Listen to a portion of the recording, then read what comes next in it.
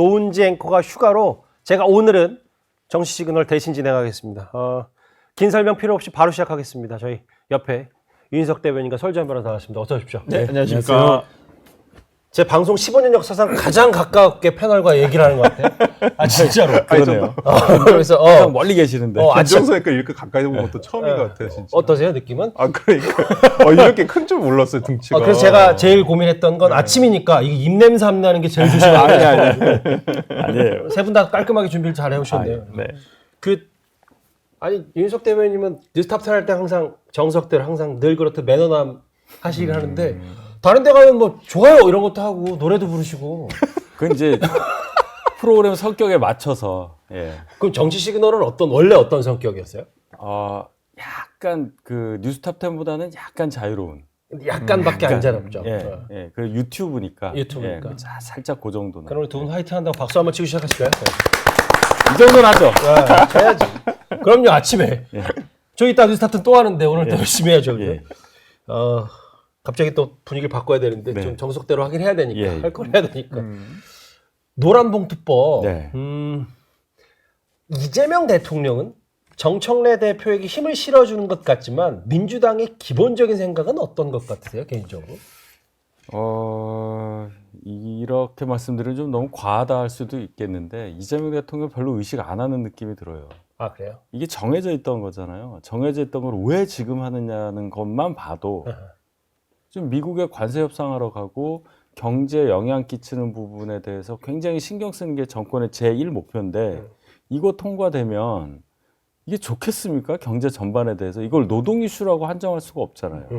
이건 아무리 받아들여도 대기업이나 우리 경제를 끌고 가는 가장 큰 주체들이 굉장히 부담스럽게 생각할 거다. 상법 개정안까지 합쳐가지고요. 그렇게 생각할 만한 법을 왜 지금 통과시키냐는 거예요. 통과시키는 건 알겠는데 그러면 민주당이 정말 이재명 대통령 또 이재명 정부에 대한 지지율이라든지 이런 거를 좀 고민을 같이 하는 입장이라면 지금 할 리가 없잖아요. 그겁니다. 예. 그러면 그런 거잖아요. 이게 증시는 개미들이 바로 반발하니까 네. 뭔가 이제 여론의 추이를 보는 듯하고 그 50억 10억 사실을 빨리 결정해야 되는데 결정 안 하고 있는데 네네. 노란봉투법은 명시적으로 딱 여론의 반응이 좀 덜하니까 밀어붙인다고도 생각할 수 있는 거예요. 저는 이것도 하나의 지금 이재명 정부가 들어선 다음에 각계로부터 본인들을 그러니까 이재명 정부를 만들었던 각계로부터 청구서가 지금 날아든다고 생각하는데 청구서요? 네, 네. 그러니까 소위 노동법은 이제 그 민노총을 비롯한 어떤 근로자, 그러니까 노동자 단체에서의 청구서라고 저는 보이고 저는 이걸 시기적으로 미룰 수도 있었다고 보여요. 앵커님 말씀처럼 이걸 굳이 지금 해야 되느냐. 너무 엇박자거든요. 그러니까 대통령은 미국 관세 협상과 어찌 보면 미국에 지금 또 정상회담을 하러 가서 또 거기에 기업들의 정말 많은 그 도움을 받고 있잖아요. 지금 재계 총수를 전부 다 미국가 있거든요. 그런데 이걸 지금 재계에서는 너무나 우려시하는 법안을 바로 통과를 시켰단 말이에요. 그것도 주말에. 그렇다고 한다면 이게 지금 무슨 엇박자지? 도대체 대통령과 대통령실과 민주당은 정부 여당은 도대체 뭘 하는지를 모르겠어요. 서로 얘기를 하면서 이것을 조율을 해 나가는 것인지 아무리 상식적으로 생각을 해보더라도 일관성이 없는 거예요. 일관성이. 아니 그럼 재계를 위해서 뭔가 선물을 준다든지 이런 게 있어야 되는데 노동법은 이건 진짜 아까 말씀했죠. 그냥 노사관계의 이슈뿐만 아니라 이건 기업과도 그렇죠. 이슈가 되는 것이고요. 결국 기업이 이슈가 된다는 것은 그 피해가 만약에 발생했을 때는 주주들이 전부 다 그러니까 어떤 그 주식 투자자들이라든지 자본 투자자들이 다 바로 피해를 입게 되는 것이거든요. 그런 면에서 저는 지금 대통령실과 지금 민주당이 뭔가 좀 삐걱거리고 있구나 내부적으로는. 삐걱거린다. 네, 저는 그런 생각이 좀 듭니다. 근데 이제 설 변호사님이 더 잘 아시니까 사실 민주당 네네네.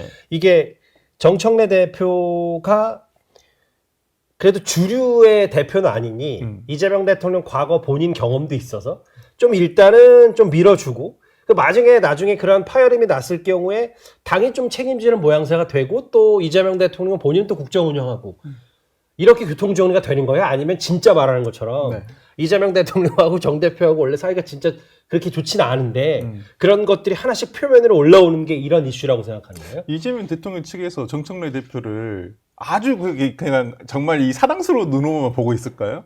절대 아니에요. 제가 민주당 안에 계신 분들하고도 물어보고 하지만은 그런 아주 호의적인 시선은 아니다. 지금 정청래 대표가 여러 가지 것으로 지금 굉장히 대통령실과 각이 아닌 각을 세우고 있거든요. 네. 겉으로야 뭐 손잡고 만찬하고 우리 뭐 정당 합의했다라고 하지만 아니 합의한 것을 그렇게 자화자찬할 만큼의 상황이냐 이 말이에요. 당연히 당정대가 하나의 일치감으로 가는 것은 네. 기본적인 전제 사실임에도 불구하고 그것을 우리는 합의를 했다라고 지난주에 대통령과 당대표가 만나가지고 그걸 합의를 했잖아요. 그럼 그럴 상황이냐 이 말이에요. 그런 부분에서 지금 어떤 당에서 보여주는 스탠스가 굉장히 어렵다. 그리고 저는 아까 앵커께서 말씀하신 대로 이재명 대통령 측이 소위 말하는 친명이 주류인 줄 알았더니 주류가 아니에요? 지금 돌아가는 상황은 주류가 아닌 것 같아요. 아니면 정청래 대표가 다원 들고 직거래를 하면서 뭔가 계속 파일을 키워나가는데 예. 근데 이제 그래도 아직은 주류는 아닌 거잖아요, 정 대표가. 근데 그런 줄 알았는데 오히려 그 정청래 그래요? 대표를 위시한 네. 소위 친문 세력들 네.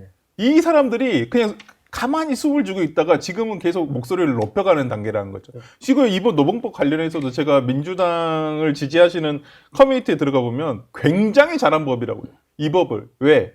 아, 이제는 노조가 뭐 이제 뭐 기업들이 지금 이제 가장 큰 문제가 미국이나 아니면 다른 대한민국 외에 다른 곳으로 옮길 수가 있잖아요. 네, 그렇죠. 그러면 그걸 경영상의 판단이라고 하거든요. 근데 이 노봉법에 보면 경영상의 판단에 노조가 관여할 수 있게끔 되어 있습니다. 그렇기 때문에 그거 관여해서 막을 수 있다. 이렇게 생각을 하고 계시단 말이에요. 이게 굉장히 지금 시그널이 잘못 가고 있어요.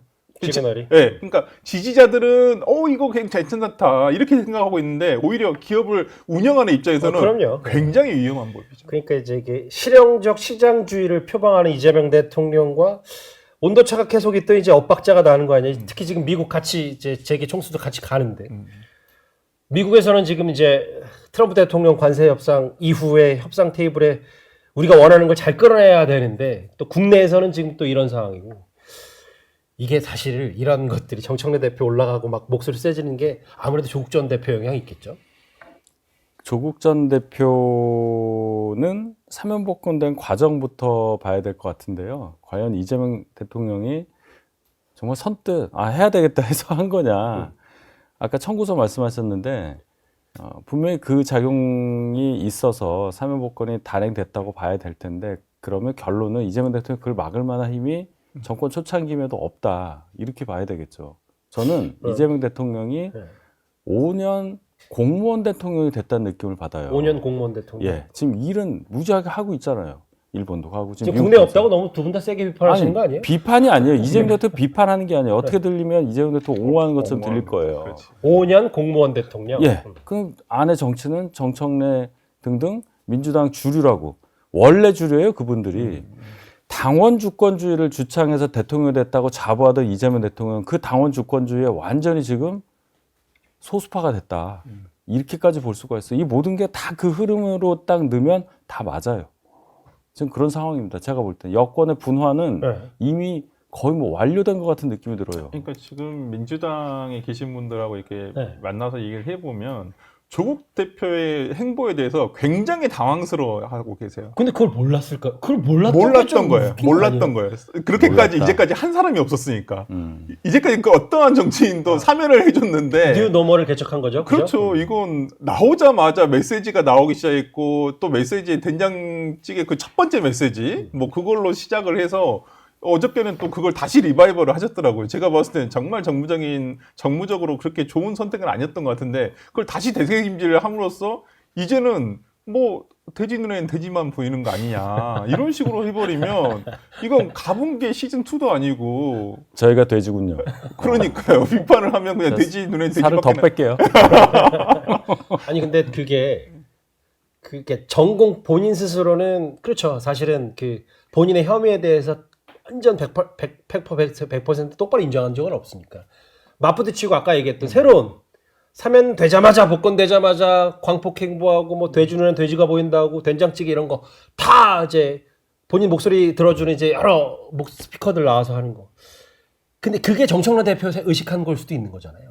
저는 그렇게 해석을 했었어요. 그러니까 이재명 대통령 입장에서 그래 정청래 대표가 당 대표 되자마자 대권 도전 의사를 막 밝히고 그 위에 막 금관 쓰고 막 이런 거 나오잖아요. 아, 내가 조국을 사면복권해갖고 범여권에 이렇게 좀 매기를 풀어놓고 뭐 이런 생각도 해봤는데 분명 있을 거예요. 근데 지금 그걸 둘째치고 본인이 완전히 소외되고 이 판이 활성화되니까 저는 이런 생각도 들어요. 어떤가요? 총선 때 네. 친문 학살공천 했잖아요. 친명공천을 한 그 반작용이 이렇게 나오는구나. 결론적으로 문재인 대통령까지 거들어가지고 조국 전 대표의 사면복권을 이루고 네. 그다음에 슬슬 그러면 28년 총선에 친문 세력들 다시 들어와야 되는데 그 밑작업 지금 세게 하고 있다고 봐요. 이미 흐름 그렇게 가고 이재명 대통령이 공천에서 불러들인 국회로 불러들인 친명 이 뭐 초선이라든지 이런 분들 거의 미미한 영향력밖에 행사하지 못하는 이름도 기억 안 나요 지금은 1년 넘게 생각이 안 나잖아요. 벌써 저는 그런 느낌이 든다. 그러니까 저는 앵커님 말씀대로 정청래 대표가 되자마자 상당히 각을 세웠었어요. 대통령하고. 그렇죠. 제일 첫 번째 메시지가 저는 강선우 의원에 대한 메시지였다고 보거든요. 예. 아니 대통령은 강선우 의원을 여가부 장관 후보자에서 오히려 지명 철회 아니면 뭐 자진 사퇴를 했든 어떤 뜻을 거둬들였는데 오히려 그 정청래 대표 되자마자 그 얘기를 했거든요. 근데 이제 그런 부분에 있어서 저는 조국 전 대표의 어떤 그 사명과 연결을 시켜보면 분명히 대통령의 워딩 그 자체로 보면 그냥 할 거 합시다. 그러니까 이 말이었어요. 그러니까 본인은 그렇게 맞득짜지는 않았어요. 그게 지금 시기가 너무 이르다는 것도 본인도 판단하고 있었을 거예요. 그렇지만 소위 친문 세력에서 굉장히 강하게 청구서가 들어왔다고 보고 그런데 또 정청래 대표가 되자마자 이거 이상한데? 안 되겠다. 이거 그러니까 진보 진영의 여러 주자들을 풀어놔야겠다 생각을 들었을 거예요. 그래서 그냥, 지지율이 그나마 정권 초반이니까 몇 프로 우상호 전무수석이 말한 대로 한 5% 정도 손해를 보더라도 지금이 가장 적기다라고 판단해서 그냥 해줬을 거예요. 그런데 나오자마자 조국 대표가 이렇게까지 정말, 활동을 활발하게 할 줄은 아마 누구도 대통령실에 누구도 대통령을 포함해서 아무도 예측을 못해서 지금 굉장히 당황스러워하고 있다. 이게 탈말을 하는 어떤 그 새로운 기준을 사면복권된 사람으로서 그걸 제시한 거에 한 발, 두 발 더 나아가서 지금 보니까 2030 남성의 극우화된 부분을 용인할 수 없다. 70대와 비슷하다. 그걸 또 이제 주말 사이에 또 재차 물어봤더니 뭐 맞긴 맞는 거 아니냐는 취지로 얘기를 해서 그거 됐어요? 2030 적어도 젊은 분들이 극우화됐다는 것에 동의할 사람이 몇 명이나 있을지 모르겠습니다. 이런 발언까지 하는 거는 뭐 생각이야 자유롭게 할 수 있는 건데 이걸 표현했다는 거는 그만큼 저희가 지금 맞설 만한 이 구조를 못 갖추고 있기 때문에 한마디로 좀 쉽게 말씀드려서 저희를 우습게 봐서 그런 거예요. 여쭤봐서. 예, 지금 판에는 범여권밖에 없고 저희는 그냥 링 밖에 그냥 링 못 올라오고 있잖아요. 그러니까 이 안에서 할 수 있는 얘기 다 하는 거죠. 그 과정에서 나오는 얘기예요. 저 사람들은 다 극우야. 젊은 사람들도 극우가 됐어. 내 말이 맞아. 나 앞으로 갈 거야. 나 억울하게 갔다 왔거든. 지금 이 얘기하고 있잖아요. 그만큼 눌린 게 많아서 뭐 그렇게 할 수 있다고 하지만 그 전반적인 인식이 이제 보수고 뭐고 없고 이제 세상이 바뀌었으니까 내가 생각한 대로 다 말해도 돼. 이제 그런 인식의 발로라고 생각합니다. 근데 왜 그런 질문을 드렸냐면 사실은 뭐 본인은 뭐 대통령실은 조국 혁신당이 야당이라고 했지만 범 여권에서 어떤 선거 캠페인에 사실은 지금까지 야당 심판, 국힘 심판 이렇게 해서 먹히는 작동하는 게 아니라 선거는 여권이 잘하면 여권에 저 힘을 실어주는 거고 정권 심판 아니면 그 반대밖에 없는데 국힘 심판이라는 표현을 조국 전 대표가 쓰고 그거 핵심이 마치 2030 그거와 코어라고 생각하니까 그 부분을 계속 하면서 본인 선명성 경쟁을 하는 것 같아서요. 결론은 정권이 안 바뀐다는 전제가 있는 거예요. 몇십 년. 어느 분이 얘기했죠. 뭐 20년 집권론 얘기했는데 그 생각이 그대로 있는 거예요. 잠깐 사고가 나서 윤 대통령한테 정권 줬는데 이렇게 되지 않았느냐. 안 바뀐다. 그러니까 국힘을 더 심판하는 발언을 함으로써 저희에 대해서 더 매를 들고 완전히 1.5당 체제 이런 식으로 가겠다고 생각을 하는 거고 그게 맞다고 생각하고 그게 된다고 생각하는 거죠. 그러면 조국 전 대표가 여쭤보는 국민의힘 얘기 길지 않게만 해볼게요. 윤 대변인께 질문 드리기 전에 설 변호사님. 네네. 한동훈 전 대표가 토요일 SNS에서 토론 직전에 김문수 후보에 대한 뭐 사실상의 지지 네. 메시지가 잘한 결정이라고 보세요?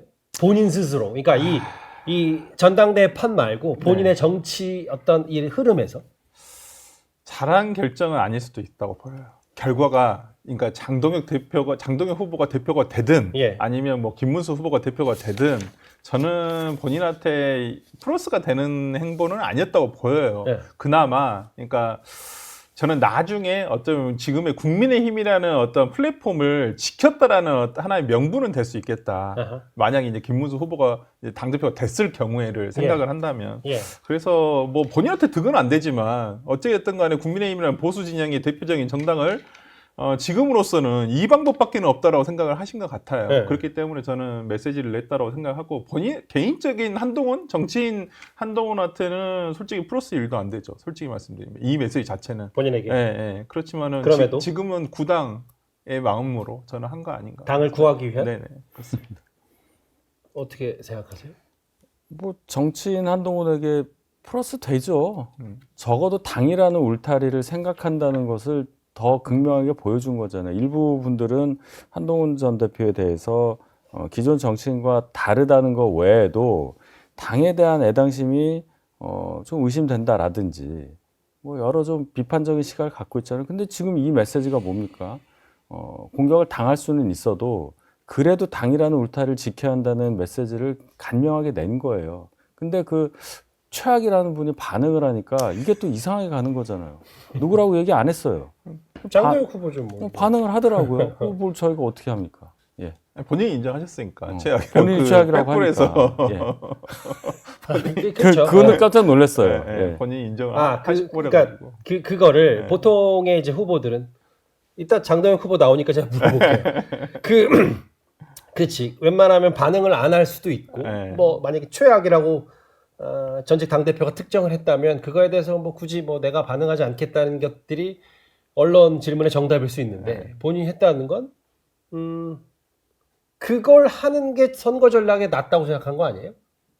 한동훈 전 대표가요? 아니 한동훈 전 아니, 대표가 최악이라고 장동혁 꼽은 대표. 장동혁 후보가 본인을 그걸 또 다시 싸움으로 불러들이는 게 장 후보 입장에서 또 뭐 선거 그렇게 볼 전략은 수도 될 있죠. 수도 있죠. 예, 그렇게 볼 수도 있죠. 그럼으로써 김문수 후보 쪽 표를 오히려 갖고 올 수도 있다고 생각할 거예요. 네. 한동훈이라는 매개체를 통해서 다시 한번 판단하게 만들 수 있는 화두를 던졌으니까. 그럼 뭐 결과 보면 알겠죠. 그래서 저는 예측은 못 하겠어요. 다만 그 반응했다는 것 자체에 대해서는 지금 우리가 충분히 한 50분은 얘기할 수 있을 정도로 얘기거리를 만들어줬다. 네. 그건 인정해야죠. 그런 거 있잖아요. 이제 이따가 뭐 저희가 이어지는 뭐 김재현 최고위원도 전화 연결하고 장대혁 후보도 직접 얘기해서 저도 얘기 들어볼 테지만 그분들 주어 말고 한동훈 전 대표 지지자들이 한동훈 전 대표로 생각을 하면 네. 한동훈 전 대표라는 사람이 이제 어쨌든 지지 메시지를 사실상 냈는데 지지자들은 참 고민이 많을 것 같은 문제가 뭐냐면 김문수 후보라는 사람이 어쨌든 그 지지자들을 봤을 때 한덕수 전 대표, 한덕수 전 총리 단일화 문제도 있죠. 그리고 지금 복당도 된다고 하고 윤핵에는 절대 안 되고 보수계는 해야 되는데 그건 또 아닌 것 같고 어떤 생각이 할까요? 저는 이제 전화번호가 공개가 돼서 모르는 분들한테 문자를 많이 받는 편이에요. 네. 그런 게 있을 때마다. 네. 근데 어제 이제 투표했잖아요. 네. 뭐 그 전날도 이제 결과 나오고 눈물을 흘리면서 찍었다 이런 분들이 많아요. 가슴 아프지만 찍었다. 차악을 찍었다. 뭐 이런 식으로. 그래서 아 이런 마음이구나. 아니면 이제 물어봐요. 누구 찍으면 이렇게 되는 거죠? 뭐 이렇게. 그게 뭐 한 뭐 한 20명 정도? 그 정도만 받아도 알아요. 그 여론이라는 게. 그렇잖아요. 제가 뭐 2만 명, 3만 명 받는 게 아니니까. 어쨌든 한 전 대표 메시지는 통한 거네요, 그러면? 윤 대표님 핸드폰 여론조사에 따르면. 네, 여기요. 예. 그렇게 됩니다. 그리고 댓글 같은 걸 봐도 그런 걸 이렇게 말씀하시는 분이 있는 걸 보면 몇 명인지는 모르겠으나 비슷한 생각들을 하시는 분들이 꽤 있긴 있다. 그래서 이 투표도 보면요. 이분들이 투표를 안 했던 분들이 결선을 할 수도 있는 거고요. 그렇죠. 예. 4인 따. 김장 두 분 하셨던 분이 요번에 안 할 수도 있는 거고. 그래서 투표율이 살짝 높더라고요. 어제 보니까. 그리고 오늘 ARS도 돌리잖아요. 요것도 굉장히 중요하다. 그러니까 조경태, 안철수도 찍지 않았던. 예를 들면 예. 국민의힘의 뭐 찬탄파 지지자들이 그때 한 전 대표의 직접적 메시지가 없었으니까. 없었죠. 근데 김문수 후보 때문에 좀 달라질 수도 있다. 그럴 수도 있죠. 그래서 그 예를 들어 한동훈 전 대표가 이번에 출마를 했으면 투표율이 더 올라갔을 거잖아요. 이번에 빠져 있으니까 열기가 떨어졌는데 지난번 한덕수 후보로 교체 시도했을 때 당에서 투표 돌렸을 때 뒤집어졌잖아요. 네. 그때 느낌이에요. 저도 그거 예. 시즌 2 같아요. 예. 딱 상황이 그 시즌 2 같아요. 되게 네. 약간 시기도 주말 즈음 비슷하기도 하고 그래서 그렇죠. 이제 뭐 해서 한 전 대표도 그래서 설 변호사님 생각은 네. 김문수 후보가 된다고 보세요? 근소한 차이로 그 김문수 후보가 되지 않을까라고 예상을 해봅니다만은 진짜 모르겠어요. 저러 뭐 기자분들한테도 저도 여쭤보곤 하는데 예. 지난 주말 상황을 보니까 뭐 거의 엇비슷한 것 같습니다. 예. 예. 그러면은 사실 다음 주에 제가 이 자리에 나와서 두 분이 틀렸는지 맞췄는지 해야 되는데 제가 개인적으로도 따로 물어볼게요. 뭐 누가 설 변호사님 보기 좋게 예상 빗나갔는지 아닌지도 알고 두 말씀 감사합니다. 네. 감사합니다. 이렇게 가까이서 하니까 진짜 좋았어요. 감사합니다. 또 뵐게요. 네, 감사합니다. 예. 저희 영상 많이 시청해 주시고요. 좋아요, 구독, 댓글, 알림 설정 꼭 부탁드리겠습니다.